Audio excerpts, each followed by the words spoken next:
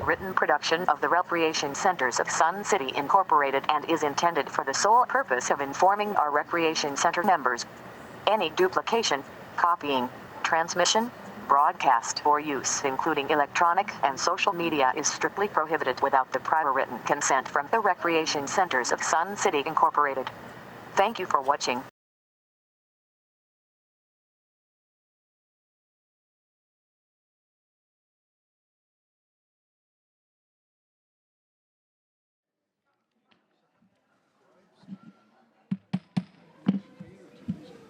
Ladies and gentlemen, it's the top of the hour. If you rise, if you're able, and we'll recite the Pledge of Allegiance.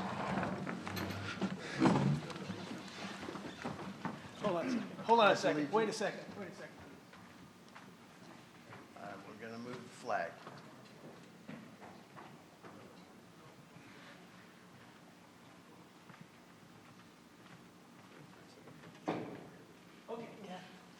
Pledge allegiance to the flag of the United States of America and to the republic for which it stands, one nation, under God, indivisible, with liberty and justice for all. All right, thank you.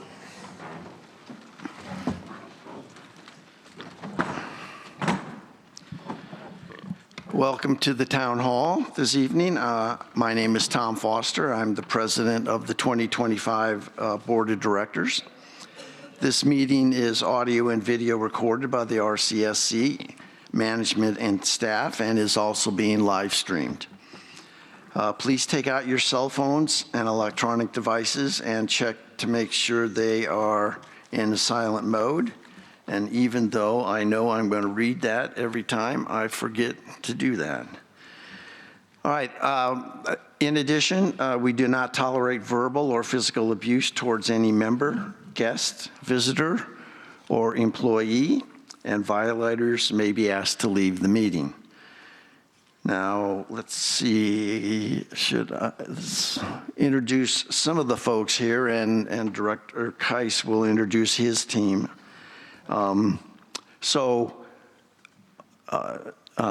Director of Operations, Mike Dearmeyer, is at the very end, and he'll be watching the computer for any questions that come up on the live stream. Marcia Johnson is the board coordinator, and nothing gets done without Marcia's work. And this is Director Brissett, and he will be our timekeeper this evening. And I think everyone else is part of your team. Oh, Rebecca is our new general manager for those who have not met her yet. So welcome to RCSC. I also like to recognize Alan Kleinhans and Carla Young and Miguel Jackson, who are our audio-visual engineers, and certainly thank the Sundial staff for setting up the room for us. So the purpose tonight is for you to have an opportunity to give input to the board on the proposed, the bylaws working group here on the proposed bylaws that we've been working on for 6 months. Secretary Keiss here to my left will give a brief presentation on the revisions that are being proposed, and after his presentation, you'll be allowed to step up to the podium and make comments, and we'll have a 3-minute timer as we traditionally have in order to make sure as many people can speak as would like to. Please get a number from the back, although it doesn't look like we have a huge crowd this evening, so that may not be real important to have a number, but it still works better for us that way. We will document the comments that you make and take those back to the bylaws working group for their consideration. And if you did want to speak a second or multiple times, please wait till everyone has had a chance to speak at least once, and then we can kind of recycle through the group for additional comment time. Okay, Secretary Keiss, if you would like to make your presentation, dive right in.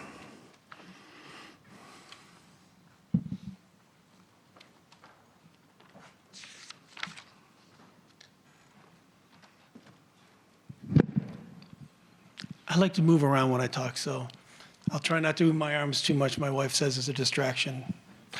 On the back, along with copies of the proposed bylaws, there's a sheet that has a list of topics. Those are topics that people brought up at the original town halls that we had earlier this week. So all of those comments will be brought before the working group. We're going to get together tomorrow afternoon. That gives you just an idea of what's been talked about so far. Please, feel free to talk about anything about the bylaws that you have concerns or questions about, curiosities. We'll be glad to answer them. And like he said, all of those will be put together with them in the bylaws working group. We'll talk to them, and also a few emails that we've gotten from members along the way. Preston, did you want to introduce your team? I have a slide for that. Okay.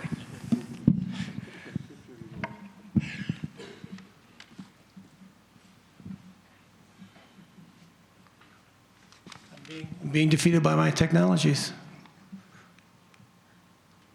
There we go. Thanks, Alan.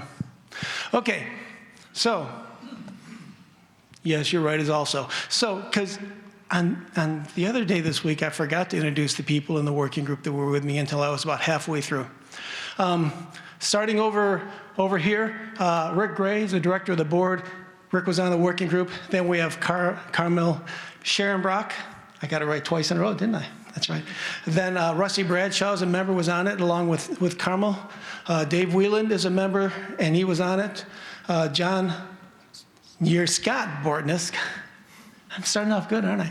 Scott Bortness was a member, and he was in the working group. Jennifer Anderson was, but she was not available to come with us tonight. I was in the working group, and the other person that's not here is Chris Nettesheim. She's still somewhere on a cruise ship in the middle of the Atlantic Ocean. And Jim Ruff. Where's Jim? And Jim Ruff was, but he's not here also. Was in enough meetings today. He probably was.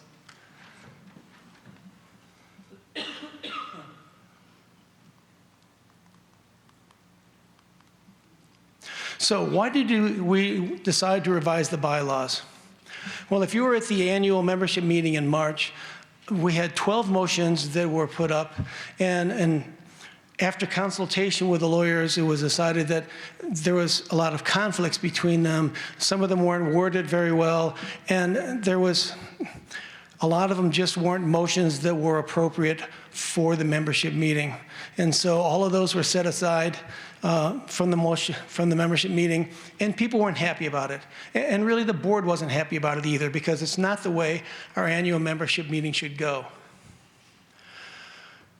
But as we started looking at this and we started talking about the bylaws, one of the things we found out really quickly is that the bylaws haven't kept up with changes to the Arizona Nonprofit Corporation Act, which I will talk about as the ANCA all the way through, because that's just too many words for me to say all the time. And a lot of it had to deal with things the board can do, the things the board that can't do, changes in it. And frankly, there was some things in there, and if you've looked at the bylaws, there's some really legalese paragraphs in there. And a lot of those were big surprises to the working group, because it limited things in ways that we didn't think was going to happen. So what are we going to talk about today? We're going to talk about why we revised the bylaws. I already started on that. We're going to talk a little bit more about the process the working group went underway. We're going to go article by article to talk about the major changes that the working group has identified that we want to make sure that you're aware of. We're going to talk about all 12 motions that were at the membership meeting, and then we're going to talk about where do we go from here, and then open up the floor for your questions. I told you I had a slide for that. Yes, you did. So, when we started getting the working group together, we asked for volunteers, and we got 16 volunteers that initially asked to join the working group. Some of them were people that actually made motions for the annual membership meeting, and we decided that it wouldn't be a good idea to have the motion makers as part of the working group. We wanted to keep it as neutral as possible. So then we went out and asked for resumes from the people that volunteered. 9 of those were selected, and through a different sort of processes for different reasons, 3 of them dropped out. And so these ended up being all the people in the working group, and on the bottom you see Ray Chornenke. Ray Chornenke is a lawyer. She's a Robert's Rules parliamentarian. She was a non-voting member, but when we needed guidance, we had questions. Ray was one of those people that we went to. So after we got the group together, the first thing we did was we reviewed all the motions that were at the membership meeting. And we wanted to make sure that those were all covered.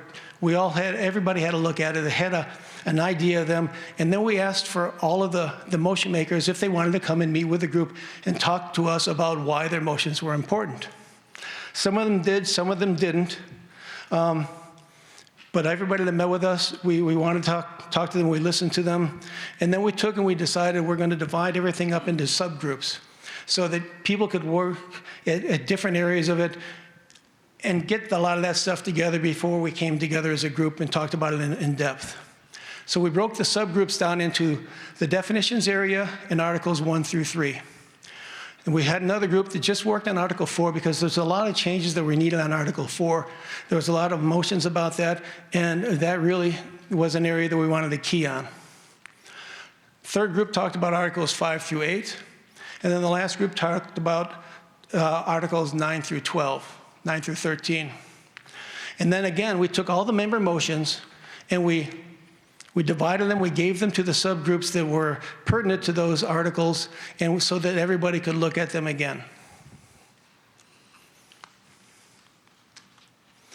So the working group started getting together early April, and we've been meeting from early April all the way through the middle of September. Initially, we met for every 2 weeks so that the subgroups would have a chance to go through and get their inputs on the different articles, and then we started to get together and talk about them. But since the middle of June, it became obvious that every other week wasn't going to work because the whole group wasn't going to be able to get together and go through all the articles and have a good look at them and discussions on them unless we started meeting every week. So since the beginning of June, we've really been meeting weekly until the middle of September.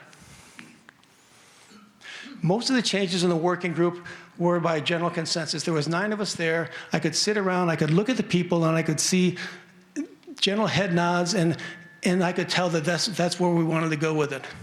If there were areas that were contentious, and there were a number of them, then the 9 people that were on the working group took a vote, and we voted by majority, and that's the way the group went. So after we got done working article by article through it, as every article got finished, we took the article and we sent it off to a Bylaws and ANCA specialized attorney so that she could look at these and make sure that what we wanted to do or what we were thinking about were in line with, first, the Articles of Incorporation. Well, actually, first by the ANCA, because that's our #1 resource and that's our #1 guidance on nonprofits. Secondly, by the Articles of Incorporation. And so as long as we were in line with those two, then we were okay for the rest. So now I'm going to turn it over to Rusty, and he's going to talk about the definition in Articles 1 through 3.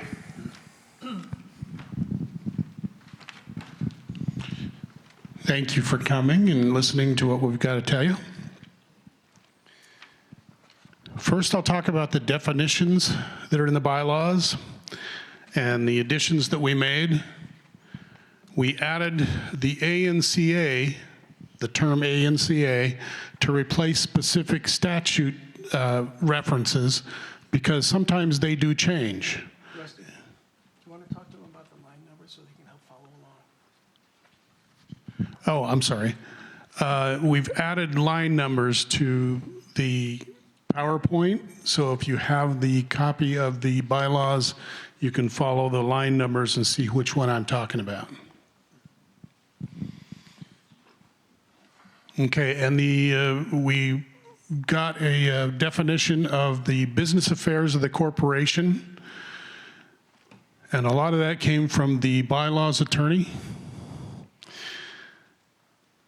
We are now aligned, at least in these proposed documents, we're aligned with the ANCA. Governance, management, and operations of the corporation include finance, budget, policies and programs, contracts, internal matters, operational decisions, compliance and insurance, employment personnel, litigation, property and capital projects, security, strategic planning, and anything not expressly reserved to the members by articles or applicable law.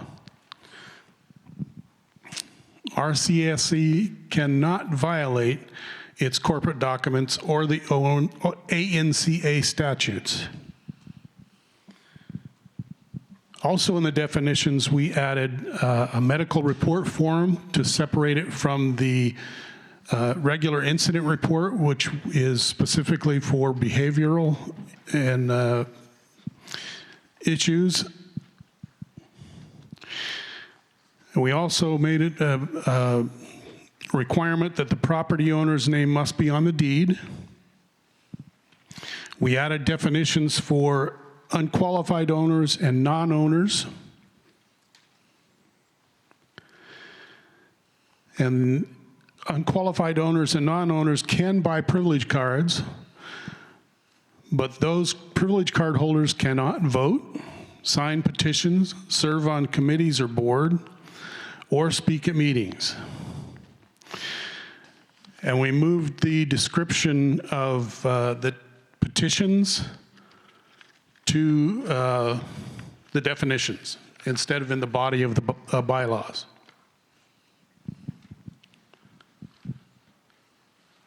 Okay, moving on. In Article 1, we revised the parliamentary authority precedents. First, we'll go by Arizona law and corporate documents. Second, by RCSC bylaws. Third, by special rules of order. And fourth, by Robert's Rules of Order. And the fiscal year is only used for financial reporting and budgeting. This allows for other business to carry over between years, meaning that if a motion is voted on a first reading in the December meeting, it will carry over to January instead of having to rush at the end and sometimes having to waive the second reading so it can be done before the end of the year. Moving on to Article 2. We removed the 75-mile rule for members, unqualified owners, and non-owners.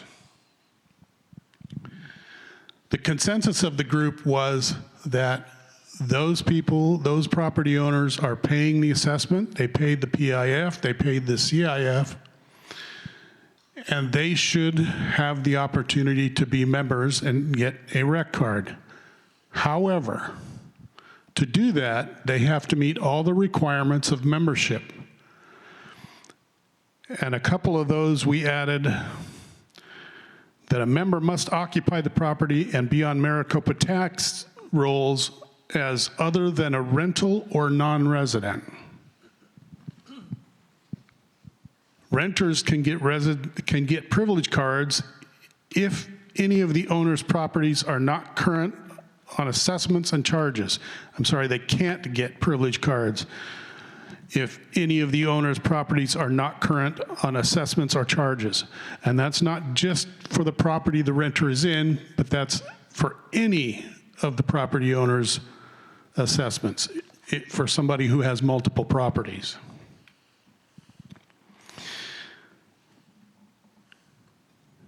And we also established what acts should be reported on medical and incident reports.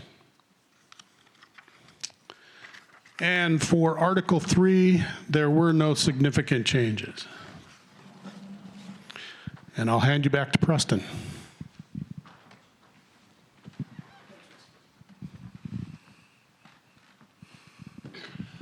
So if you're following along with us, if you go to line 383,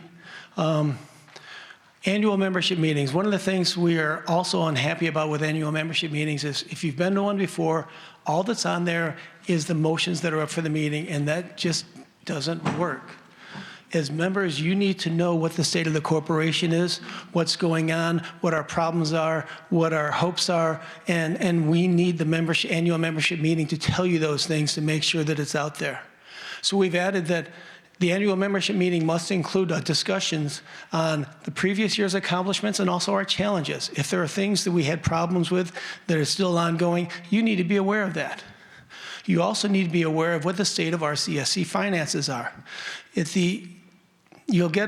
a briefing you'll get at times if you go to the board meetings about what the finances were, but if you don't attend that, you might not be able to understand that. So we're going to have something about the finances at the annual membership meeting also.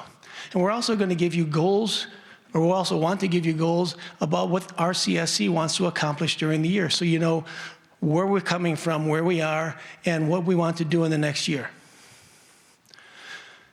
And of course, at the end of it, there's going to be results of the member or board proposed motions, and those are the annual membership meeting or a special meeting are the only places where really you can change the bylaws or you could change the articles of incorporation. So you need to know what the results of the motions were. Moving down to line 402, we revised the parliamentary process for membership meetings. This is kind of a repeat from what Rusty has already said, but we thought it important enough so that we wanted to have it in a couple of times. Going down just a little bit to number 409, and here's one of the things that really surprised us. The first big surprise, as Rusty mentioned, was all the words and all the long paragraph that talks about what the business affairs of the corporation. And that's a lot to chew on and try to understand. Another one was the difference between member and board bylaws conflicts. Right now, the bylaws say, and the articles of incorporation say, that if there is a conflict between the members and the board, the actions of the members will prevail. Problem was, the ANCA has changed, and that doesn't meet what the ANC says. And since that is our number one rule or authority, then we have to follow what the ANCA is, and we're going to have to change our documents to meet the ANCA. So what it has changed to, and that's another paragraph that's really long with a lot of legalese, and it comes down to the members' decisions will still prevail, but only if it's a proper member subject. And then the question becomes, okay, so what is a proper member subject? And really, the nut of it is that it's things that affect how you do things, your rights to be able to change things and what you can do. And that's not a business affair of the corporation. So if you want to make motions and change the bylaws, for something that directly governs your rights, your privileges, your qualifications, that's a proper subject.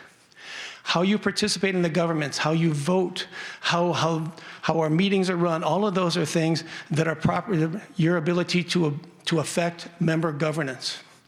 Anything that's reserved specifically in the bylaws, the articles, or the ANCA, those are proper member subjects. So if you move down a little bit further, to line 421, and what the lawyers talk about is that if it's not a proper member subject, the motion can still come to the board for consideration, but it's a non-binding recommendation to the board. It's something that doesn't get voted on, it's something that goes to the board, and the board has to deal with it. So if it's not things that really make it a non-binding recommendation is it violates the Articles of Incorporation, or it's in contrast to the ANCA. Basically, anything that intrudes on the board's ability to manage and operate the corporation, whether it's in actions or whether it's financially. I should probably get back to my notes.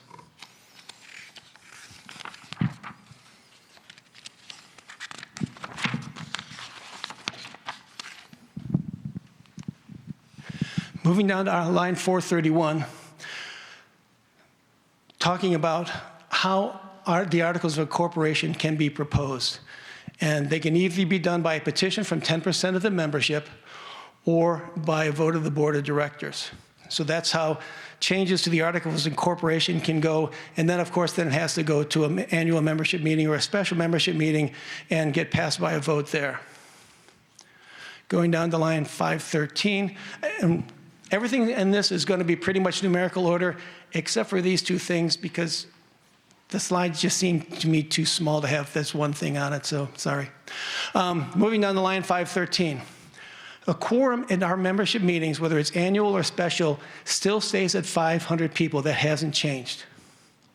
However, we want to try, and one of the big things the working group was really attuned to was trying to find ways to get more member involvement, to get more members to vote, to increase understanding and awareness in our community of what's going on, so the members have more of a voice and they get more opportunities to vote. So what we're going to try to do, and what we want to do for the annual membership meeting, is give you several ways that you can vote. One of them is online, and so you'll have the ability to vote online. You can vote by proxy, you can vote in person, you can vote absentee, so there's a lot of different ways you can vote, so we can try and get more members involved and more people to vote. And that will also hopefully give us a better ability to have a quorum, because over the course of the last 10, 15 years, there's been a lot of membership meetings where we haven't had enough people to satisfy a quorum. So we come in, there's not enough people, the meeting's adjourned and it's over and nothing gets done, and that's just not a good way to do business.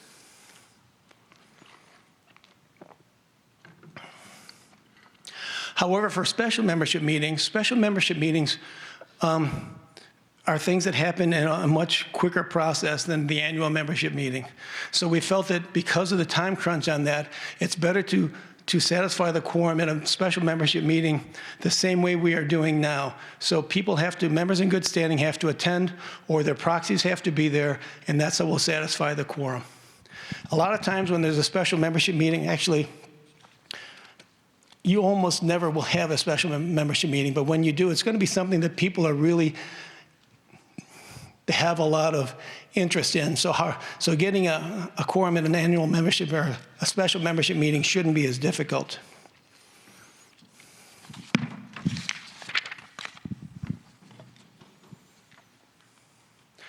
Moving down the line 40-45, and that's why I stuck the other stuff in, because the process for proposing bylaws and amending them is long. One of the things we're going to sit down and talk as a working group tomorrow are the ways that we can maybe streamline this a little bit. But the way it happens, the way the proposal is written up, the first day after the annual membership meeting, members can start putting motions in for the next membership meeting. And that process can go all the way through the end of September. So there's a 6-month window from the end of after the membership meeting until the end of September for people to put in motions for it. And the idea is for this is we're going to put them in, we're going to put them online, so you as the members can look at the motions, and you can possibly make amendments to them or talk to the motion maker about them. One of our concerns also is, okay, is a motion going to be a proper subject or a not proper subject, just so that you understand what a motion is possibly going to do. Is we'll send it to the bylaws attorney and get a judgment from them as an objective person about, does this fit into the ANCA guidelines or not, and so is it a proper member subject or not. And after that, we're going to put the motions on the line. And it doesn't matter whether it's a proper member subject or not. Any motion that's submitted by a motion maker is going to get posted online, so you as members can have a window to be able to look at this. And so going along with this, like we did with the last time, the board may also assemble an ad hoc working group like we did this time to be able to look at the motion and provide some feedback to the motion maker during this process. And you as members can also go look at it, and if there's things that you want to change or things you have a disagreement with, you have the ability to provide feedback to the motion maker to say, maybe this might be a better way to do it. Now understand, the motion still belongs to the motion maker, so he or she could take inputs from the ad hoc working group, from the members, and say, no, I still like it the way it is, and that's fine because it's their motion. The motion belongs to them. So at the end of September, that'll be the cutoff date for submitting motions. And then there's a 2-month window after the motion cutoff through the end of November, to continue to get feedback on it and to allow the motion makers, if they want, to refine motions and make them more ready for a vote. After the end of November, we'll again refer the motions to the bylaws attorney to make sure that if there are any changes, that they fit into which category they actually fit in. And so by the end of December, all of the motions that are proper amendment for subjects and that can come up for a vote will be posted online for you to look at. And that gives you a couple of weeks to actually look at the motions. One of the good feedbacks that we got from the last town hall was, why don't we have some town halls during that time where the motion makers and people can discuss the motions, so before we start voting, they actually have a better idea about it. And I thought that was a good idea. And that's one of the things we'll be talking about tomorrow. So between the middle of January through the end of February, in about a 6-week window, that gives us time to have votes. Now, during this time frame, RCSC is going to be very aggressive, going out, sending email blasts out to you, giving you links. This is how you vote. There's going to be notices up in the rec centers, at the golf courses, at a lot of places telling you this is how you can vote, whether it's going to be online or where the polling place is going to be open so you can go in and vote in person. If you want to get proxies together, you can do that. And what the process is, all of that gives us 6 weeks to try and get as many members to vote and voice their opinions on the motions that are coming up for the meeting. After the end of February, the votes will get tabulated prior to the meeting. And one of the other proposals we put in was that the membership meeting has to happen in March. That way we know every March there's going to be an annual membership meeting, and the results of those votes will be tabulated and given to you at the meeting.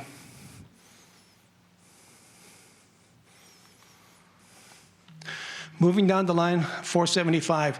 The other membership meeting that I was talking about, aside from the annual, is a special membership meeting. 2 ways a special membership meeting can be called is by a 10% petition of the members, or by a majority vote of the board. So either one of those can call a special membership meeting, but the special membership meeting is very limited in focus. The only purpose of the meeting is the specific business at hand. So if there's a recall of a director, if there's a change to the bylaws that the members need and want to have right now, then that goes into it. So whatever the topic is for the meeting, that is the sole focus of the meeting. And by that, you can either vote in person or by proxy, because the timeline for doing that is rather short. Moving on to proxies.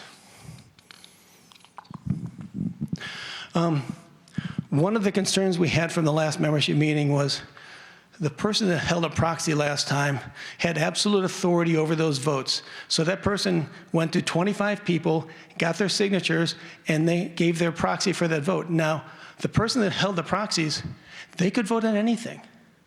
So if you gave your vote to a proxy, you didn't necessarily know how that person was going to vote on every motion that was out there, whether you agreed to it or not. At the same time, if there was an amendment to the motion, you had no way of having input into it because you've given that away. And we didn't think that was good for our members to give away their votes that easy and for things that they may not be aware of.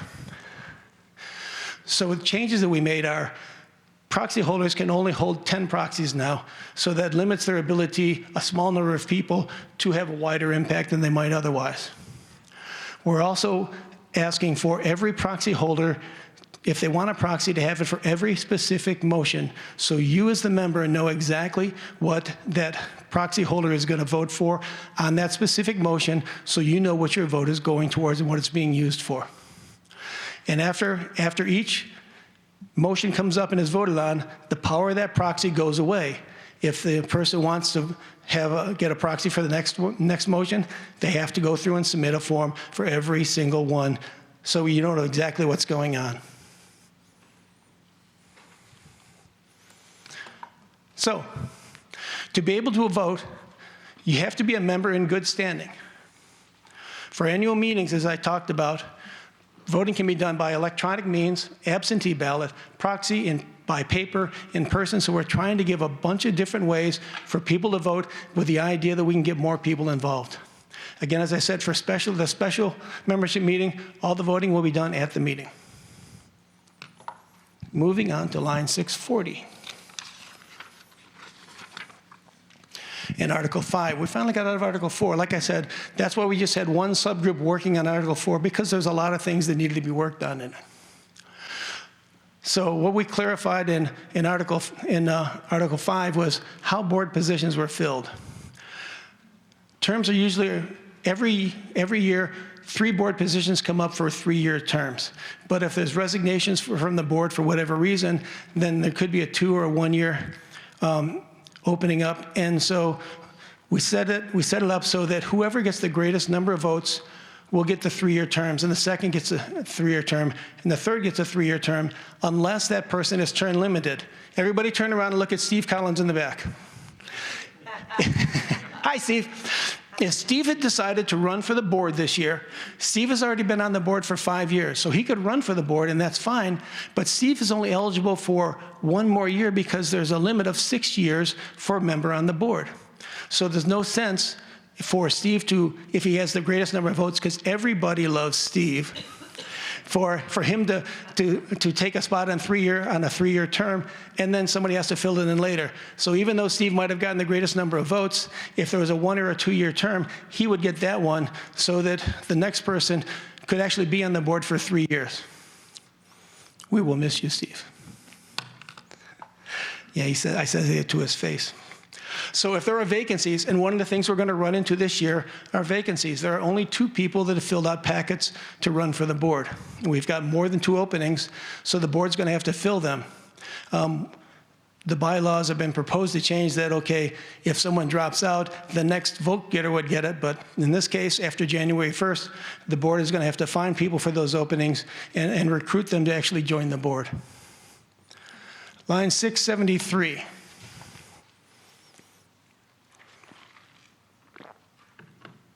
One of the restrictions at at board meetings, is that you're only allowed currently to talk to the posted motions. There's a sign-up sheet in the back for that. You sign up for the motion, that's all you can talk to. A couple of the key things that happen in board meetings are the treasurer's report and the management report. Right now, there's no forum for members to ask questions about that if they have curiosities or there are confusions or they're just things they don't understand, because I look at a treasurer's report, and it takes a long time to be able to sift through that and understand what's going on. I'm better at it now than I used to be. So what we're proposing now is to allow people to ask questions about the treasurer's report or the management report at the board meeting.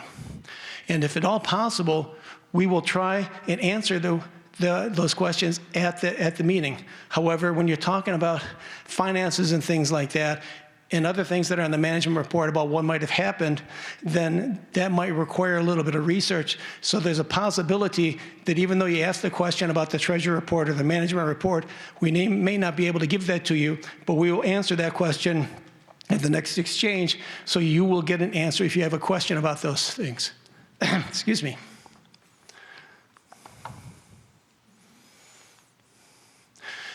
Moving to line 679.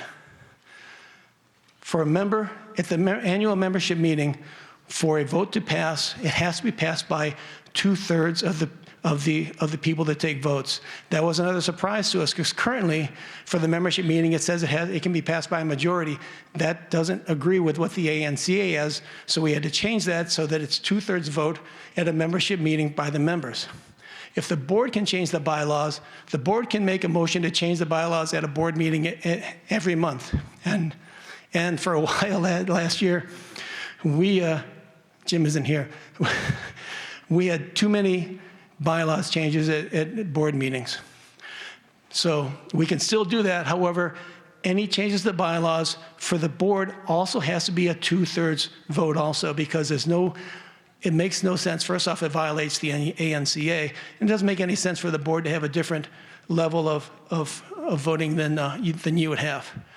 Some restrictions we did put on, though, as Rusty was talking about, before you can waive a second reading of a motion at a board meeting. And then if that gets passed, then it doesn't go on to the next month. We specifically put in there that if there's a bylaws amendment by the board at a board meeting, it cannot be waived. So it has to go through the one board meeting, have another month for members to actually get more acquainted with it, have a better idea of what's going on, and then ask questions about it, and then it has to get passed by a 2/3 vote at the next board meeting also. We thought that was very significant. Changes to the bylaws are extremely important, and that's not something we want anybody to have the ability to rush through and get it done in 1 month.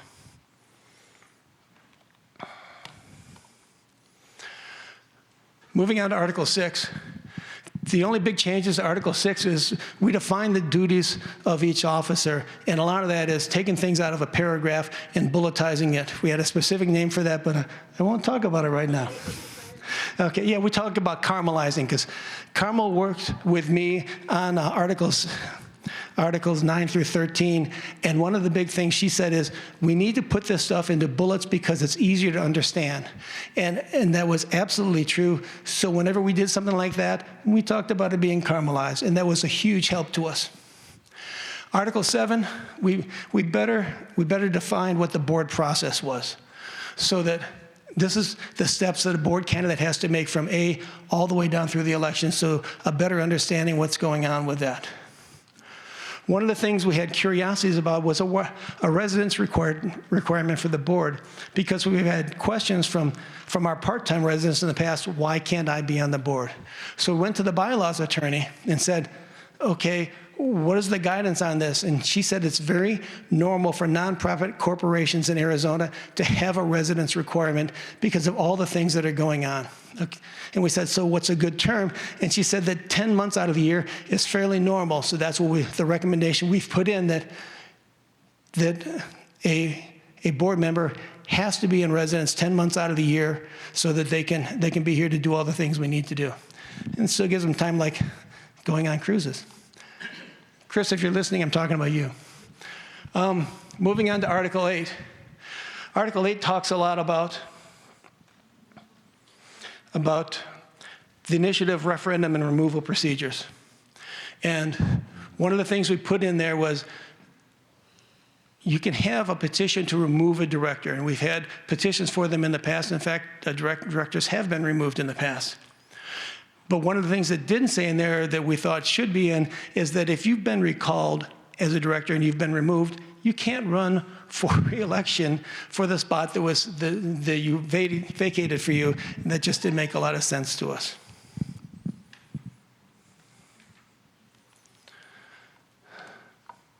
Article 9. Article 9 deals with, the current one deals with petition procedures. And that was a lot of stuff, and we didn't think that it needed to be in the bylaws. So what we took was the entire bit of Article 9 petitions. We're taking it out of that, and we're going to create a board policy for that because that seemed like a better place for it. The only thing we took out of that, as Rusty talked about, is we took the definitions of the petitions, put that in the definitions section, but everything else will be moved out of Article 9. So what we did instead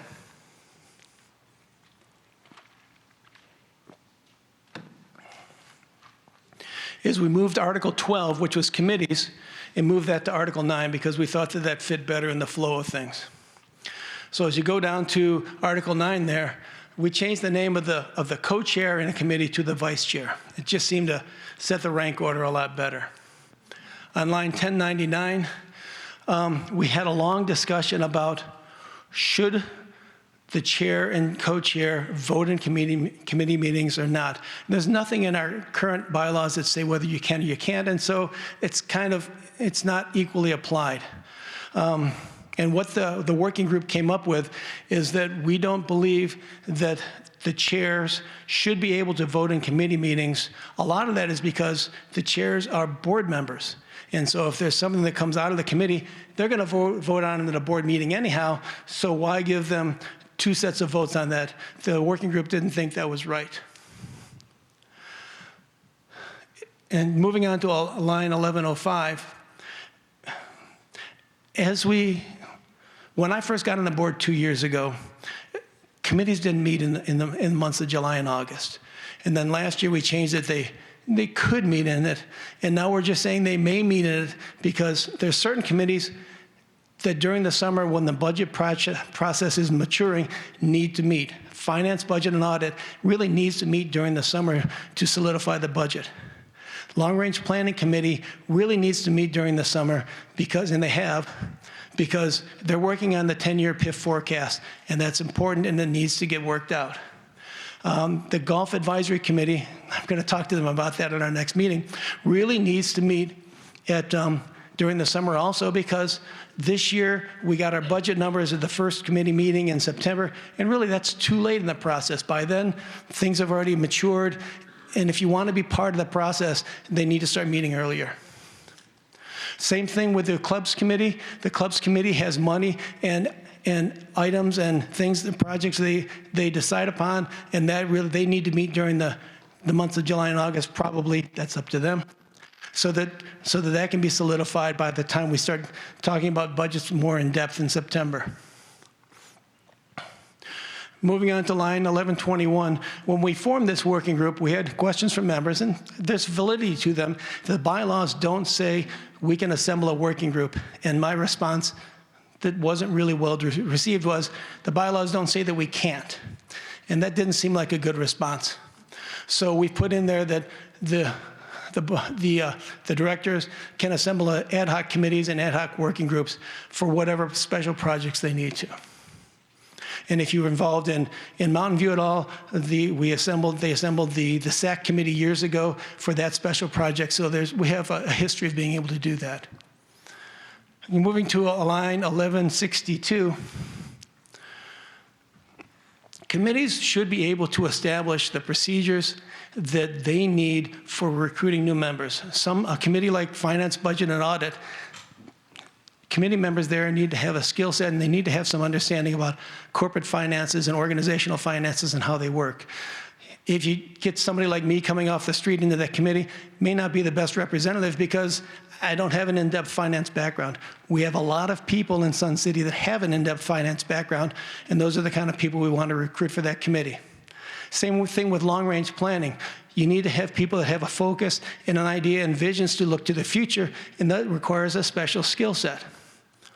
And there are other committees also. So the committees can decide what the process is for nominating new members, but the decision for whether the person gets on the committee or not still rests with the chair. So here the chair is the deciding authority. Going to line 1245, the only change we really made to committee responsibilities is the working group felt that the long-range planning committee needed to look more to the future, and they've had a lot of time focused in the last year about near-term projects. And so we want to get them to look further in the future, so we put in that they need to work on projects at least 5 years in advance. Now, there were comments from the last town hall that maybe 5 years is too much. I sat in at a long-range planning committee this week, and they had some good reasons why it may not need to be as much as five years, but that's something we'll talk about tomorrow. Going to line 1295, the final thing for Article 12 is that, or for Article 9, excuse me, is that committees can now vote to remove a member. But just like all important things, it takes a 2/3 vote of the entire committee to be able to remove a member from that. It still can be, a committee member could still be removed by vote of the chair, co-chair, and the president of the board, but now the committee members have a chance to do that also. Moving on to Article 10. Article 10 used to be Article 13, but as we're stepping things up there, we changed Article 10, which is discipline procedures. And starting on line 1331, some of the comments we've had from people that have met board hearing commissions before and that have submitted incident reports is, I put it in, I know there's a hearing, something bothered me enough to put in an incident report, but I have no idea what the result of that was. Was the person found that they violated, that the incident was valid, or the incident was not valid, but the person that put in the report had no way of knowing. We think that that person needs to know whether the incident was upheld or not upheld. We also put in there that both the person that submits the incident and that the incident is about need to be able to meet with the board. If I only, sitting on the board hearing commission as I have in the past, if I only have the incident report that's filled out by the member, I'm not able to ask that person questions, and I should be able to do that. At the same time, whoever the incident report is about, they need to be able to meet with the committee, with the board hearing commission also, bring witnesses if they need to, or not. If they don't want to, it's totally up to them, but have the opportunity to do that. We also put that you can meet a board hearing commission for a few things. If you violate the corporate documents, you can meet a board hearing commission right away. If you have more than one incident report against you, then you may need to meet with the board hearing commission also. Or if, and this, I realize this is a very nebulous term, if you're accused of egregious comment, if someone is physically violent, if someone is going off and yelling and swearing at another member or a member of the staff, then maybe that person should go to a board hearing commission and not wait for it to happen again. We also refined the board hearing process a little bit more. I mentioned that both parties get to meet with the commission if they want to provide witnesses. Both parties are informed of the outcome. And one thing we thought was important also, that if you met a board hearing commission and the commission said there really was no violation on that, any incident reports related to this really need to be taken out of the records, because those shouldn't be held in there in case something happens again, and that could be held against you. We didn't think that was fair to the person who was found innocent of the incident report.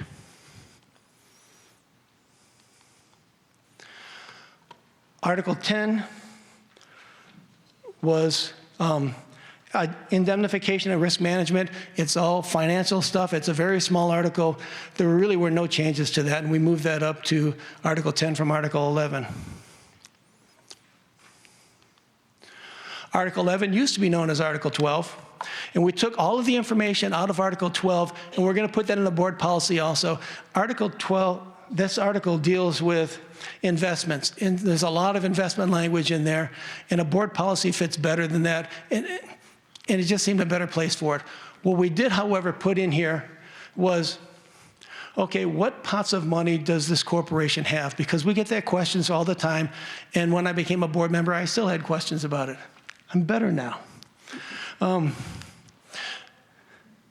Thanks for your support back there. Yeah, we all like Steve. Okay, first pot of money is unrestricted operating funds. This is where, if you saw the great presentations that Finance and Budget did at the town halls earlier, they did a great job at the town halls on our investments and what pots of money go into where. She's back there. So unrestricted operating funds were all the money that comes into the corporation. And that's used for the annual budget, day-to-day operations of the corporation. That money really is set aside by the budget, and management gets to use that because that's already been allocated to them. There are some guidelines on that, but by and large, that's what happens. There's also restricted operating reserve funds. And these are funds for emergency use. If you've been in Sun City for a while, you know that the roof collapsed at Sundial. That was unexpected. We needed to have an emergency fund for that. So that's what that fund is for. Catastrophic things that we need to be able to take care of now that we can't wait on. And any use of that requires board approval. Then there's restricted PIF funds. Anytime you buy a house in Sun City, you have to pay into the PIF fund, and that's used for large projects. And that goes on to the 10-year PIF forecast, and that requires board approval to use those funds also. Then the last couple of years, we brought in the SIF funds to use projects on the capital project list in the reserve study that our staff has done a great job of putting together, saying, okay, the age of a piece of equipment, how long is it supposed to last, wear and tear on it. So all of that stuff, all of our equipment is all rank ordered throughout RCSC so that they can see, okay, in the next year, these are the things that should come up on it, and that's what the capital project list takes care of. Those things that come up, unexpected things, because if I say a lawnmower is going to wear out in 10 years, sometimes it'll wear out in 8 years, sometimes it may be 12 years. So there's some variation on that. But the money for SIF funds goes into that list. There is another way. SIF funds also come a little bit. 4% of it comes out of the assessments in the same pot of money that goes for unrestricted operating funds. The only new article we added to the bylaws, or we want to add to the bylaws, is Article 13, the severability clause. What a severability clause essentially does is, if there's a court case about the bylaws not being correct, not being in line with the ANCA, not being fair as the articles say they have to be, then if that part of the bylaws is struck out, the rest of the bylaws stay valid. So the severability clause says, okay, if that area is not right, we can take that area out, work on it, but the rest of the bylaws are still functioning.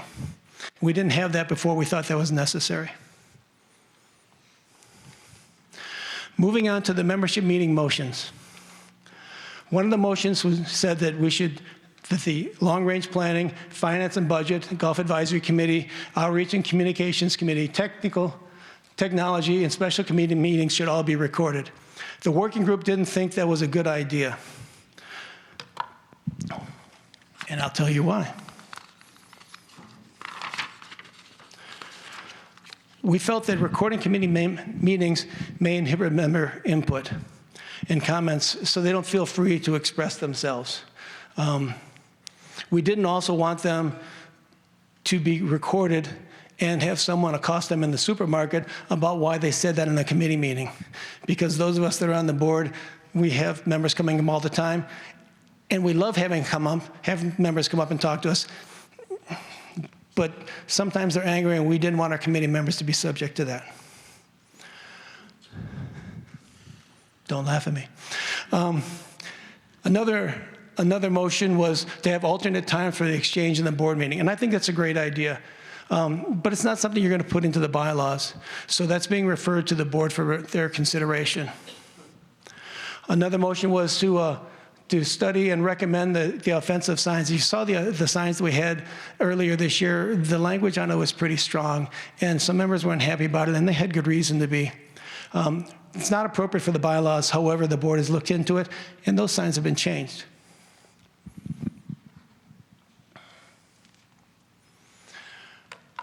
There was a motion to amend Article 3 to formulate and adopt a master plan, but this goes back into matters that are appropriate for the corporation.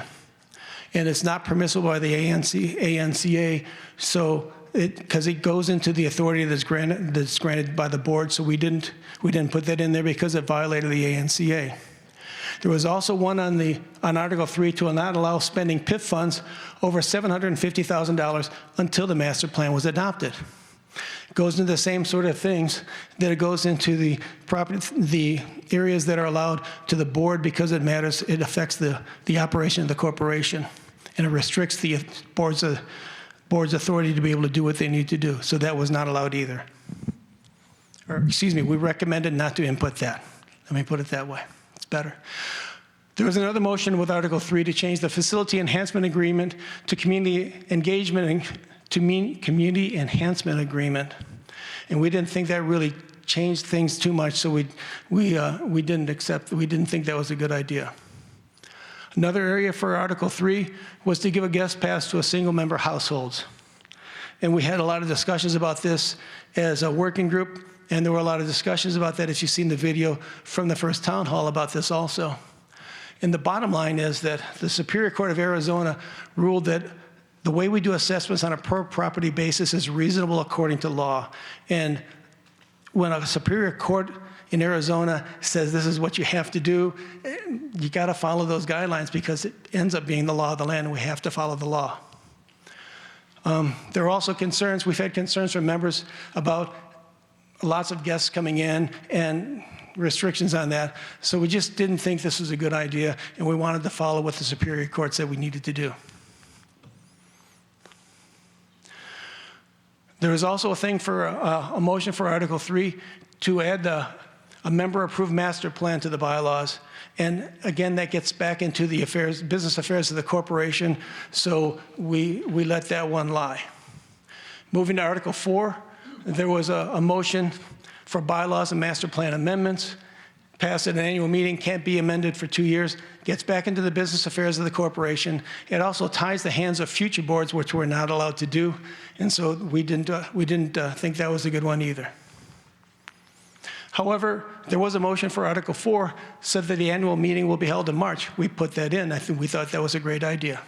You know when the annual meeting is going to be, and somebody in a board in the future can't say, I just don't want to have one this year. The bylaws say you have to have one in March if the bylaws get passed. There was also another motion to amend how amendments were submitted and proposed and posted. We liked a lot of the language in there. We liked the thought process behind that, and a lot of that came into how we changed the process for amending motions and putting them and getting them done in Article 4. There was another one to amend Article 12 to change the Elections Committee to the Elections and Ethics Committee. We didn't think that ethics fit well with the Election Committee as a whole, so we didn't recommend that going forward either. There was another motion to amend Article 12, Section 1 wording, and we liked the wording on it, and we thought it was a good idea. We rephrased it some, but mostly we kept that and put that into our recommendation. Motion to amend Article 12, Section 3 concerning committee membership process for selecting members and selecting members to new committees. We thought that was a good idea also. Changed the wording to protect the innocent, and we put a lot of that in there because it was a good idea. Another one for Article 12, Section 6 on suspending members. We put some wording in there very, very similar to that, and that's where it came out of, that committees can vote by a 2/3 vote to suspend a committee member. There was one really long motion that recommended restructuring the entire bylaws, moving a lot of stuff into the board policy, and that just really wasn't a good motion to be able to vote on because it was just too wide and too expansive.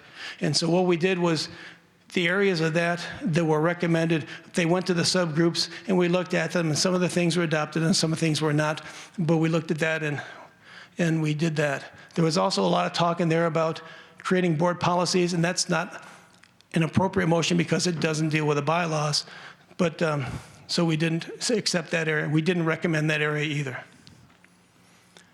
So the question is, where do we go from here? Well, the Bylaws Working Group is meeting at 2 o'clock tomorrow afternoon. And we're going to talk about all the recommendations that came out of the first town hall. We're going to talk about the recommendations that come out of this town hall. We're going to talk about recommendations that people have sent in to us so we can look at all of those and recommend changes to it. Now, of course, like with anything that recommends changes to the bylaws, we've got to send them out to the bylaws attorney to make sure they fit the Articles of Incorporation, and the ANCA. The board is also going to have to look at them because the board's got to vote on that. So they need to have some idea of what's in there before they go up for a vote. And all that has to happen between tomorrow and October 29th, because on the 29th, we're going to have the first reading of the bylaws, and article by article by article, we'll vote to approve that article. This way, we thought this was a better process because that way, if there's an area that one of the board members has a problem with, it doesn't pass, then we can rework that and bring it back, but we can go through all the other articles so we don't have to reject all the articles of the bylaws at one time. We can just do article by article to see what is good and what maybe needs to be reworked. And then on November 10th, we'll have a second reading and a vote on the bylaws, a special session to adopt them.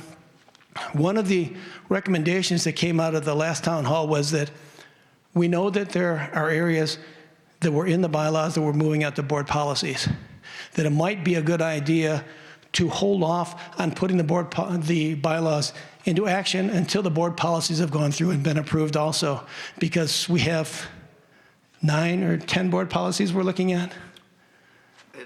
At least. There's a lot of board policies we're looking at for revising, so it's probably better not to put the bylaws into effect until the board policies are straightened out also. Because aside from moving stuff in there, if the bylaws get passed, there are board policies that are going to have to be rewritten and revised so they match the new bylaws.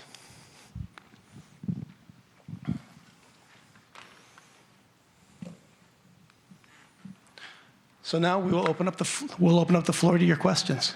Thank you. Okay. If you've drawn a number from the back, are we starting with number 30? Good evening. My name is Christine Schmitz, 170211. After reading through the bylaw edits, it's apparent to me that many hours were spent researching the laws and best practices to update them to the 2025 standards and beyond. Sun City cannot go back to the good old days using 1980s practices and laws. I thank you all for the tremendous dedication of time, expertise that you volunteered for this monumental task. As a Sun City resident, I understand that the board and the committees that are created are there to support the interests of all residents. It's apparent to me that personal agendas were not incorporated into the bylaws, just updated with current laws and, again, best practices. Often being on the board is a thankless job. Because of that, I want you to know that I appreciate the representation of the board on my behalf. I trust the board to do what is best for all Sun City residents. That's why you were voted for these positions. Being on the board is often a thankless job in Sun City. The negativity, criticism, and hostility that occur at these meetings and on social media is coming from a small group that doesn't necessarily represent the approximate other 29,900 residents' point of view. Please keep that in perspective as you move forward. Keep up the great work. Thank you. Thank you. You now have 10 more minutes to continue. All right. Excuse me. Go right ahead, Director Brissett. I don't get to talk often, so this is my chance. 31, please. Passing. She said where I wanted to sit. Pass. 32? Thank you.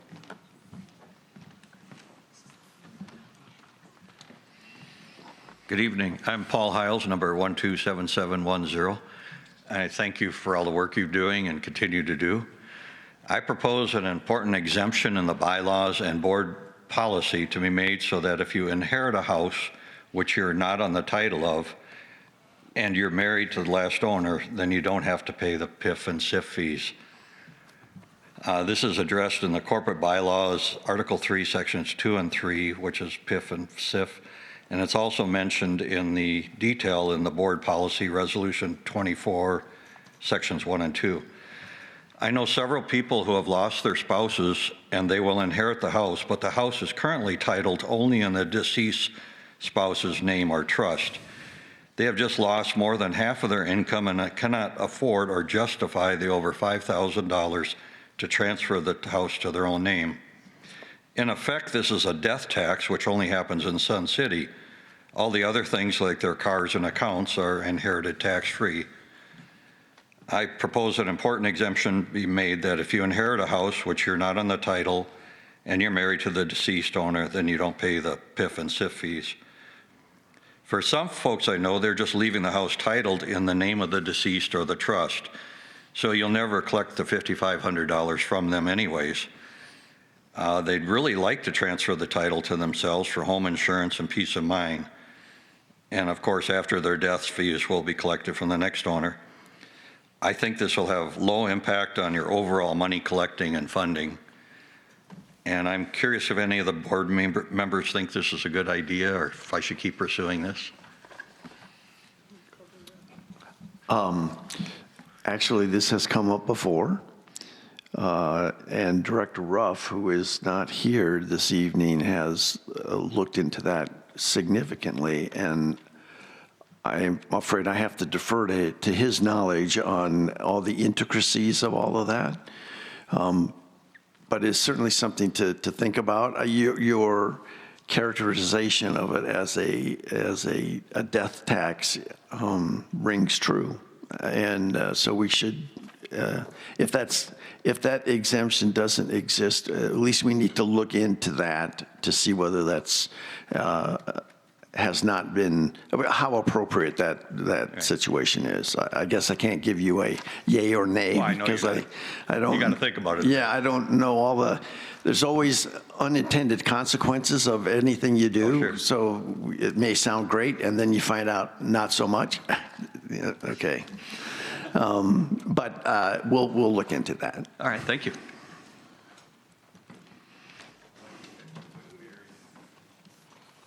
No, I got to change that. I haven't got it. Number 33? No, it's working.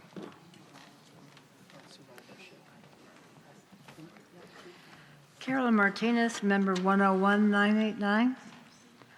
Thank you for having these meetings. I appreciate the opportunity to speak. Glad to be here.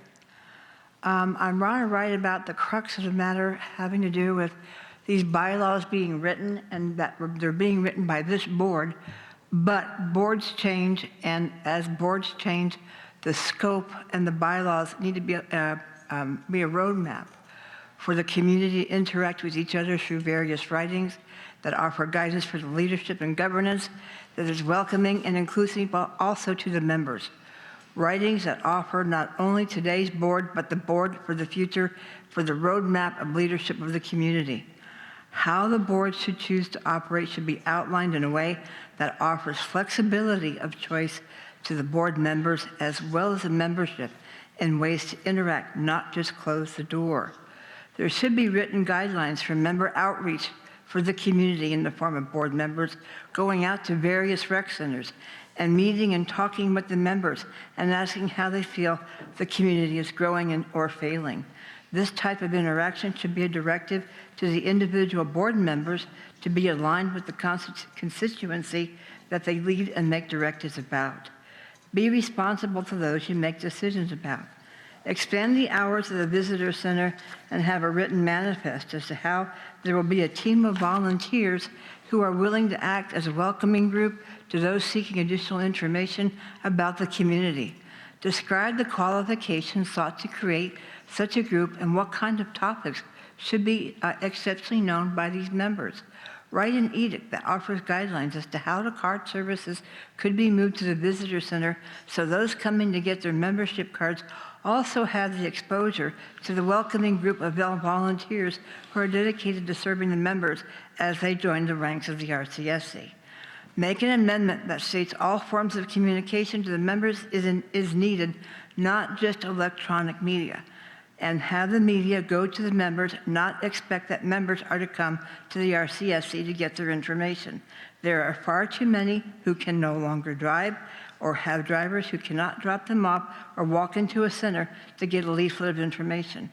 A community newspaper involves everyone in the process, not just those with a cell phone or a tablet. By ignoring this medium is another way the membership is being ignored. Case in point is how many more might have turned out had they known about these bylaw meetings, had it been published and shared with anyone who wants a paper delivered to their home. They might have had a greater turnout than relying on electronic media. The number of people who do not know what you are planning is a travesty, one that can be avoided if there was a printed medium going out to the entire membership. Have no bylaw establishing a membership advocacy group to take the pulse of the community? Why not? Have them do one or two Okay. Thank you. Thank you. Sorry. Thank you. Mr. Diermeyer, is there anything on the website? Okay. Can I? Yes, go ahead, Secretary Kais. Carol, I think you've got a lot of interesting thoughts there.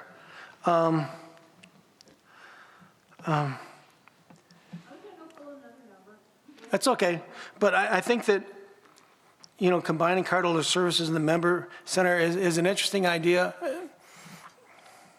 Space is always a concern, and that's, where the welcome center is and cardholder service is.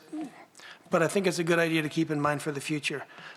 We've looked into a community newspaper before. Mike, do you remember how much that would cost to send out a monthly community newspaper? It's with the printing, it's about 16 grand a month. And so that's One of the thoughts on why we don't do it is that it's just over the length of time, it's a very expensive thing to do. And a member advocacy group, I think, is worthwhile looking into. So we'll talk about that.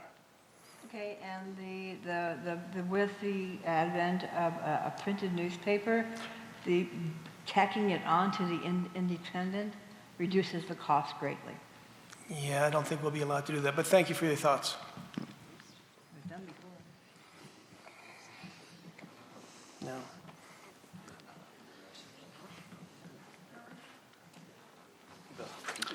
$34. Brenda Frank, 149988. And I just want to second the appreciation, because I know all of you guys spend many, many hours, and not everybody appreciates what you're doing. And I just want you to know that I do. Thank you very much for your hard work. I'm not saying I always agree, but I appreciate the work you put into it, the research that you're doing, and I'm sorry that not every member is polite and respectful towards you.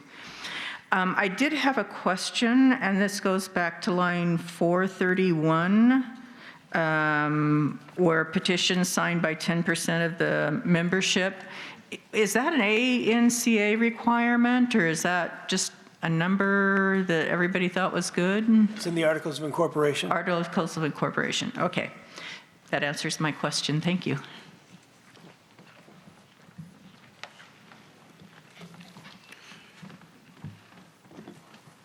$35. 35 supports what his wife said.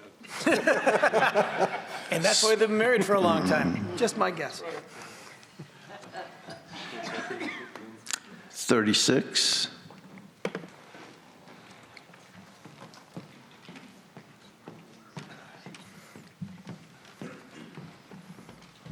Good evening, Lori Ellingson, 133335.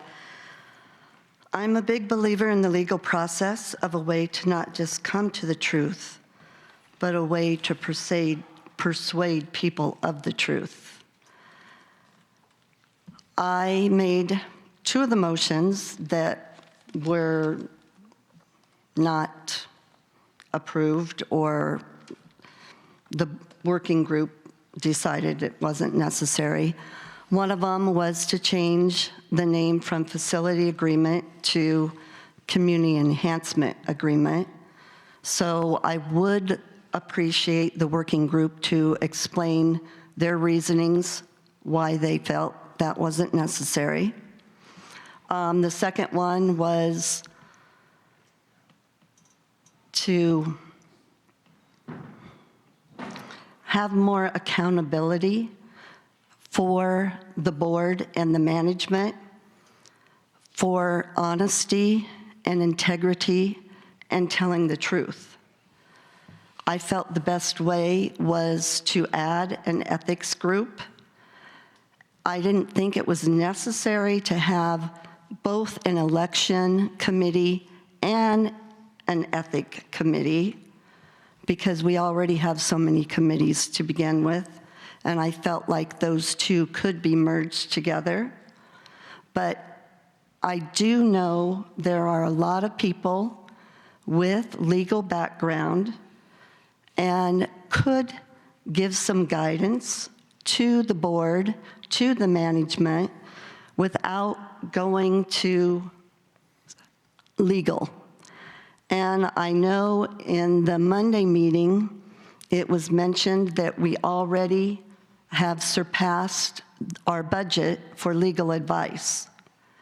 Now it seems like every single thing that comes up, we're saying, oh, we've got to check with legal, we've got to check with legal. I think there's a way that you could incorporate more information from the members that are knowledgeable, that are educated, and that take the time to research certain items and get their opinion.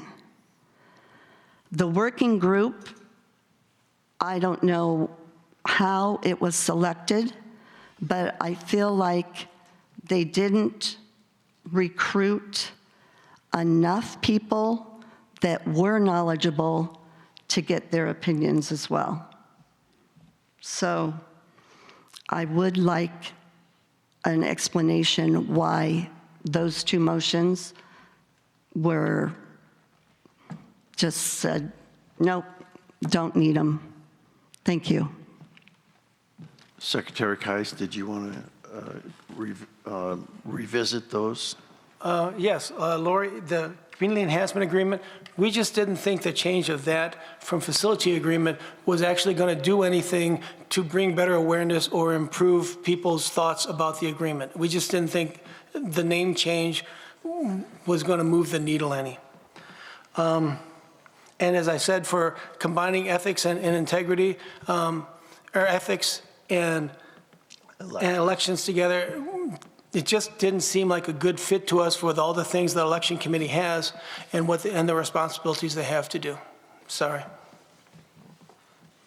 And about checking with legal, one of the problems we found as we started looking into the bylaws is that when the bylaws have been changed in the last number of years, they didn't check with somebody who had knowledge about the ANCA. And yes, we have some very knowledgeable and very smart people here, but we need to have the ability to go to someone who is knowledgeable of the current corporation agreement to make sure that anything we put in here doesn't violate that, because there were several areas in our bylaws that violated the ANCA, and that we open ourselves up to a lot of risk by not doing that. Okay. 37? 37? Steve Do we have Collins. 37? Yes, That's you. Steve Collins, 166871. I already said nice things about you. I have a list here. Number 240, line 247, our incident reports have a box you check for illness. I don't think we need another form. We can, if you want the way to know how the stuff is coming off, you can tell them what you want listed. But I don't think we need another form for medical. If you could look that one over. Now we jump up to 1402. A redacted copy of all reports for the hearing. Those incident reports are privacy issues. They only go to the 3 people in the hearing. I don't think you want them to go in the hands of the person who wrote the report and a person getting the report against them and ending up on the talk of Sun City. And we're going to jump over to 428. You want to bring in both parties, an employee and the accused. I'm very worried about bringing employees in, period, because if you need to know something after the hearing, you can contact HR and they can get you the answer to any question. I think our employees, they want to be as out of the picture as they can. And if we want them to write these reports, we need them to be a fly on the wall, let's say. The next one would be 1437. That goes back to the witnesses. We don't want the people in the room at the same time or even up there. 1447. Okay, this pertains to the same thing, right of privacy. 1457. When you're going to send out the determination, I think all it should say is the case has gone in front of the hearing commission and has been decided, period. Unless there's something where it's money or something that you have to win. I don't think we should talk about the outcome at all, other than let the person who wrote the letter know that it was looked into and it's now finished. 1482. When the hearing commission, when they make up their decision that a person is going to get suspended, I think that you should send out a next day letter so that they're not on the premises for 5 days until they receive a letter. And 1486, my last one, if the Board Commissions finds there's no violation. The problem with that is the first time you get just a letter, the second time you get just a letter, the third time you get brought in. To throw them away, you might be missing a pattern of behavior there. So I would like them to relook at that, and I'll have to come up for the next one. Thank you, sir. Wait, before you come up, sir. Steve, it's on our, if you notice the list of things that we're going to talk about, the redacted report is already on that list, so we will talk about that, I promise you. The working group thought that it was important that we have the ability, if we have questions at the board hearing commission, to talk to the person that submitted the incident report, and at a separate time, talk to the person the incident was about. So we just thought that it was important to have the commission given the ability to ask questions of the person if they have questions at the time. I can understand your sensitivity about employees. Anything that has to deal, a report about that concerns that is about an employee immediately goes to HR anyhow. So, yes, and the witnesses, we didn't write it in there, but I think we need to add it in there that if both the person that submits the report and the one the report is about want to talk about it, we have to have separate meetings so that those people aren't together. It's just not good for the person that submitted the report. Something happened to them, and they need to make sure that they're not in the same area that the report is about.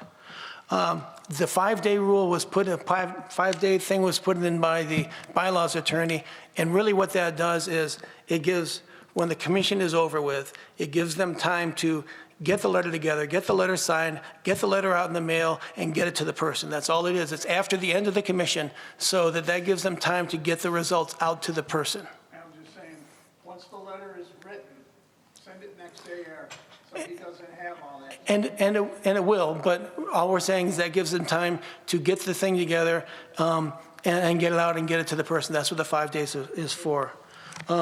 As far as the violation, if there's been 3 incident reports on a person, the commission really is only going to meet and talk about the last one, and that's what the records will be thrown out of if the person is innocent. The prior ones before that aren't necessarily related to this incident, so they would be still retained. Okay. 38. Good evening. Russ Toman, 13-1983. 2 points, and I like what you mentioned. I think the board policies need to be gone through before you can put those. So that's really an excellent suggestion and idea, because I know those are being discussed, and they're pretty important. So those have to. I'm part of the long-range team. We did a strategy group for RCSC in Sun City. And for the last 3 years, we have determined that we don't have the manpower inside the zip codes of our CSC land, I call it. And so we wanted to have a master plan created by an outside person who does this all the time, a consulting firm. So we took it upon ourselves with the board's approval that we negotiated and kind of went through an RFQ and such, an RFI, to identify those. Those are provided to you, so you know that information. Can you relate this to the bylaws that we're talking about, Russ? Well, I think it was mentioned for the annual meeting and that, but I'm thinking the master plan will become and help for the operations of Sun City. So I think that's important for the future, and I guess that's not given that attention. Well, the bylaws don't have anything to deal with that. As I said, the master plan, although I personally agree that a master plan can be very beneficial to our community, we didn't feel that it belonged in the bylaws. And that's all we were saying. Not that it wasn't worthwhile, not that it wasn't something we should pursue. It just is not something that belongs in the bylaws. Right, but maybe it could be in the board policies and that. But that's a separate thing, and we're just talking about the bylaws. All right, so you know the effort we've put forth on this. And I appreciate it. You guys did a great job, and it's still worth pursuing, and I think it can bring benefits to our community. we need to keep moving down the road on it, as Rick mentioned at the LRP meeting this week. Sure. Yep. Thank you. 39?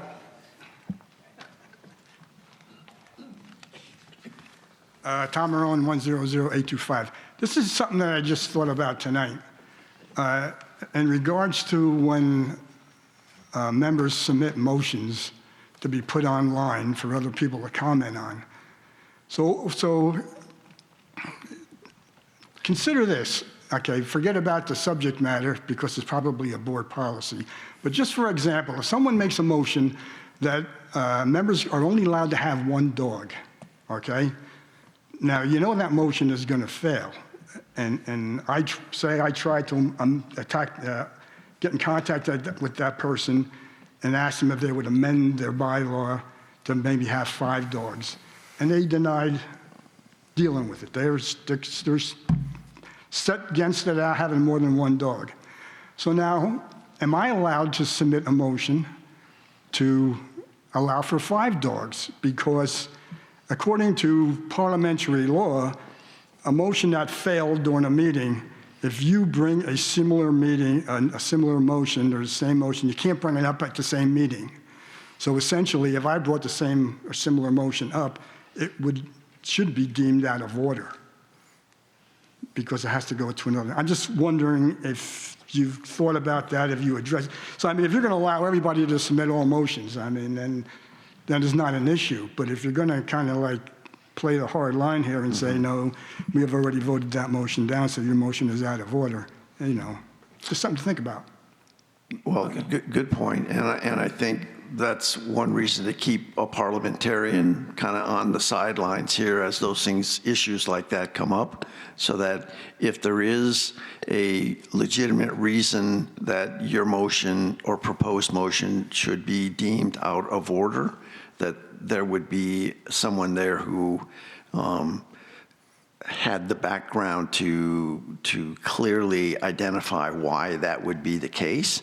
But it was not that specific instances like what you're just outlining. I should defer to Director Keiss here, but because I was not on the group, but I can see that probably wasn't specifically addressed. This is what's missing in an actual meeting. Someone would make that motion, and then someone could amend that motion, and it would be voted on, and chances are people would want to vote for 5 dogs rather than 1 dog.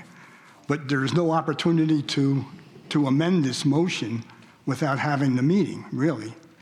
You know what I mean? No, I guess I don't know what you mean, because if someone makes a motion at a meeting, well, but so let's go back to the what we're expected.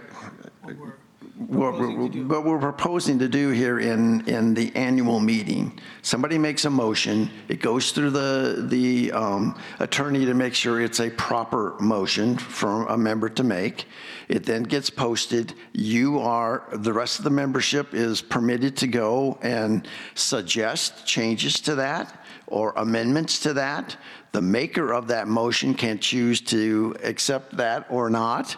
And say they do not choose that, and then it still goes, the attorney then makes their final ruling on it that say it's still an appropriate motion, then it goes to the vote. And it may be voted down or not because your proposed amendment was not approved or adopted by the person who originally made the first motion. Is that clear as mud? No. No, but what I'm saying is if that person denies my amendment, can I submit a motion that's almost identical to that motion to be presented for a vote? Does anybody know? I mean, were you signaling you wish to comment, Director Gray? Willing to comment. Okay, be my guest. First of all, I'm assuming that you're using this just as a metaphor because the motion for having dogs would not be appropriate. Right. That's what I said. We don't deal with that. You'd have to you'd have to go someplace else. But That's about that. if you if you make a motion, this whole process is open, so there will be dialogue and movement along between when you can first drop it and then when they're closed up. So first of all, if there's an issue, they would have to be qualified, one, by the attorneys to say this is an appropriate motion. If there is, again, I would have to know when you're talking about competing motions, I'd have to have a little more detail on it, because that's going to make a determination of whether one's appropriate or not, and whether or not it would vote It's pass. basically the same motion, but it's just a different number of dogs. Which is similar to what we had this year, because we had two competing motions about master plan going into the bylaws. And both of those were out of order because they impacted the business affairs of the corporation. All right. So again, we can build a theoretical case, but it would come down to what those motions are, and then I think that process would be worked out, because we're going to also have conversations on that. People will end up voting. If it's something that's so close, if the members, and if it's a qualified vote for the members get to vote on it. That's what our articles and what our bylaws say. And so if it's appropriate, they would get to vote, and the majority wins. I don't think you understand what I'm saying. That's okay. Thank you, Tom. Number 40.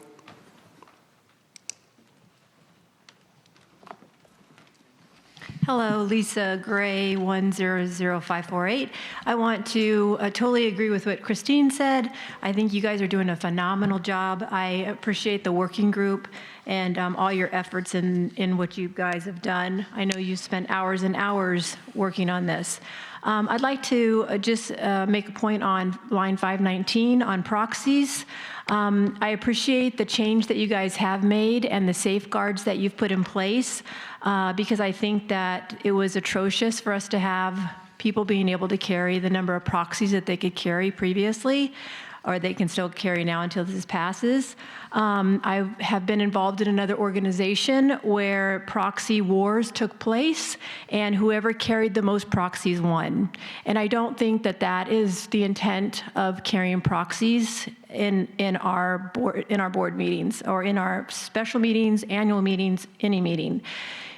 I do appreciate that you have limited it to 10, but when you multiply that out, 10 people carrying 100 votes, actually 101, right? Because they have their vote. And so let's just say there's something on the agenda that they want to get passed. They go and recruit 10 more people. So now we're at 200 votes, right? And so I'm not saying that you should not have any proxies, but I think you should have proxies based on household. Like if there are 2 people living in the house, you can carry your other person's proxy that's on the deed. And I think that that's all the proxies that should be available at any of our meetings. And that's all. Thank you. All right. 41. One quick thing I'd like to say, I understand what you're saying about it. We do have to have proxies because the Articles of Incorporation say that. It's just we're trying to define something on it, but I understand what you're saying about limiting the numbers on it. Carol, before you step up there, has everyone spoken who, for at least one time, who wishes to speak before we let folks come up a second time? Everyone has? Okay, Carol, go ahead. Number 41. Oops, sorry. Whoops. Continuing, I would like to see them have you folks develop a member community advocacy group that can post 1 and 2 questionnaires seeking member input, then publish the results for others to be able to read and participate with. There are so many ways these rewrites could have included member-driven initiatives and feel they need to be further expanded. Let me see. What I would like to talk about, is about the, I'm not going to go into all this other stuff. I would like to talk, I didn't know I was talking away from the microphone, sorry. Okay. I would like to talk about some of the items that are here, like line 635 through 638. If there are not enough candidates sufficient to fill vacancies, the board shall, I would like to have them do an advertisement for submissions for appointment from the general membership starting November 1st, because you already know that you don't have enough qualified candidates. So why wait till January 1st to start looking for them? You can start doing it now and have them in place ready to go by January 1st. That would be one of the things I wanted to have addressed. I would like to see the member comments expanded to 5 minutes per member meeting, not just 3, because there are times you have to have more than 3 minutes to be able to get your entire thought process out. Okay, I would also like to see the committee process changed to, instead of having a chair and a vice chair, have it that the committees are actually chaired by committee presidents themselves, and that the director will then, one single director, not two, one single director will then act as a liaison for the committee. So that way the committees are, I know you're looking to see if I'm almost done. I'm working on it. I would like to be able to see the committees be true working committees. Have them bring forth the ideas, but have the directors there to lead the committees and act as a liaison to the board. But have the committees themselves be the ones doing the work. Last but not least is the fair hearing regarding the line 1498 about due process. The Fair Hearing Act talks about the ability for due process. It is a federal mandate, and that the ability for people to be able to have recusal. So in other words, I know I'm done, but you got to be able to say, I don't want the same person hearing the case a second time. I'm done. There we go. I'm moving. Thank you.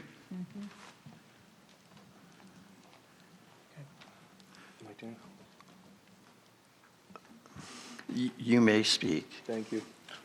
42? No, we've already done that. Okay, anybody else want to speak besides Steve?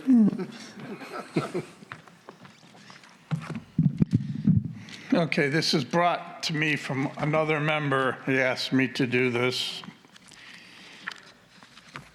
There's some non-believers. This one's going to go to number 665. Wait, so you say you're asking for a friend? Okay, just checking. I don't know. 665, he said that he said he should be able to videotape in the meetings. And he said we're violating his civil rights. So he said, will you please ask them to ask the attorney? Number 788. Steve, I'm sorry. Excuse me? Could you repeat that? We say no videotaping in the meetings. It does say it is for board and exchanges. Right, and he's saying that's against his civil rights. Okay, thank you. The next one is 788. He said he should be able to talk in committee meetings. I told him they usually let you at the end, but he wants to talk all the time.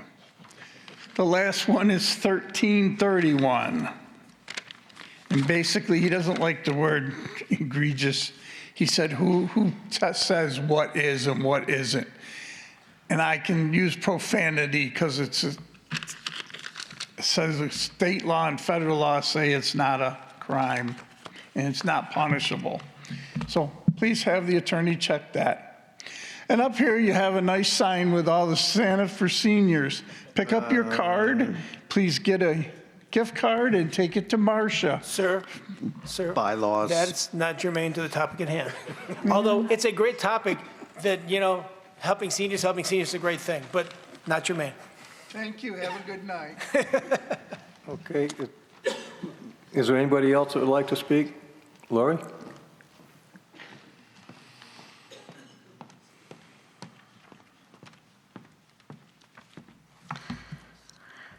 So concerning line item 1488, board hearing appeal. And actually, this whole section on suspension or removal of members or privileged card holders and directors. I don't see anything in here that pertains to what if the hearing commissioners are in violation of the bylaws. In what way? So where a person that was called into a hearing asked for information on what the hearing involved. That person was not given any information. It says that the person can have plenty of time to speak. That didn't happen. It says that you can appeal the decision. An appeal was made. There was no appeal given. There were 9 violations on a hearing process, and nothing was done. So where are the rights for the members? Everything that is listed here talks about the rights of the board or the management or the bylaws or the corporation. There's no rights for the members. I would disagree with that, but go ahead, finish your comments.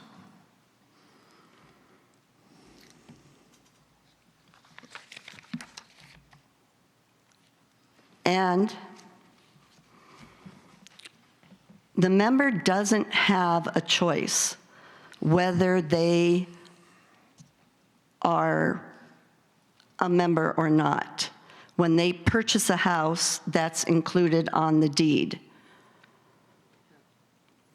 So how can the board or the hearing say you are no longer in good standing, you are no longer allowed on the property, when the property allows the public to come to the farmer's market, the public to come to bingo, the public to walk into the libraries, but a deeded homeowner will be arrested for trespassing if they walk into the library, because the library is on community property. The library is on RCSC property, and now RCSC has told that person, you will be arrested if you go to a public affair. Where are the rights for that person? Okay. Thank you, Lori. Do you have an answer? We will. Can you return to your seat, and we'll try and answer. Thank you. Who wants to try this one? One of the things we did as a working group was we tried to open up the rights of the member that has been accused of whatever the incident report is about. That's why the working group wanted them to be able to see a redacted copy of the incident report itself. That's why we said that if there is no violation about that incident, that those records go away. That's why we also opened it up so that both parties can meet the commission. So we've tried to expand the member rights and what the members can do greatly as we worked on this document. That was one of our main concerns with this area, is to give some more rights to the person that the incident report is about. And I'm sorry what may have happened to that person in the past. We're trying to find ways to set up a process so those sort of things may not happen in the future. And we're not here to have a trial. Lori, but you certainly have raised some issues and alleged some things that I have no knowledge of, and I don't have the other side of the story. So I'm not going to comment on whether this individual was harmed or their rights were violated, because I don't know that, because I don't have the whole story here.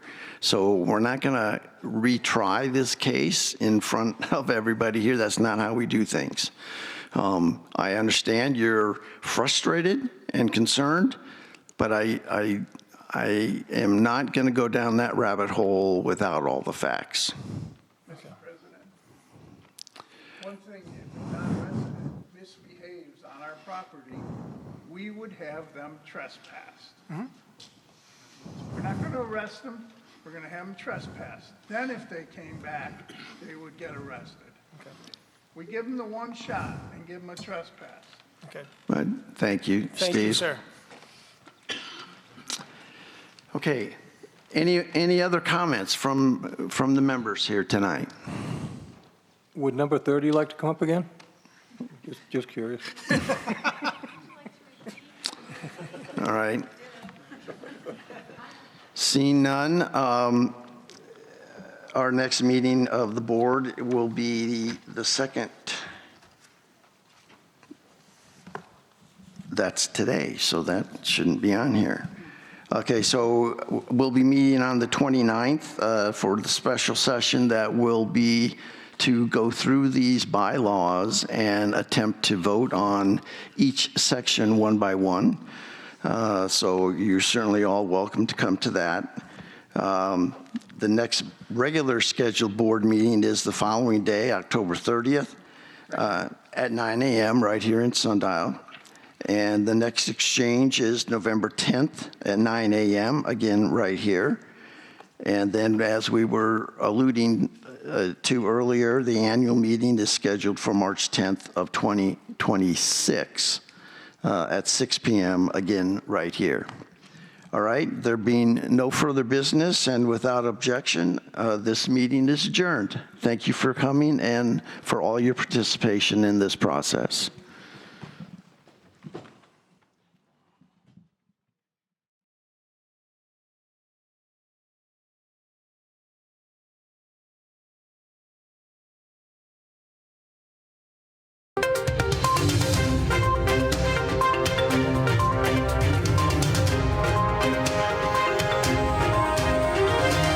This is a copyrighted production of the Recreation Centers of Sun City Incorporated and is intended for the sole purpose of informing our Recreation Center members. Any duplication, copying, transmission, broadcast, or use, including electronic and social media, is strictly prohibited without the prior written consent from the Recreation Centers of Sun City Incorporated. Thank you for watching.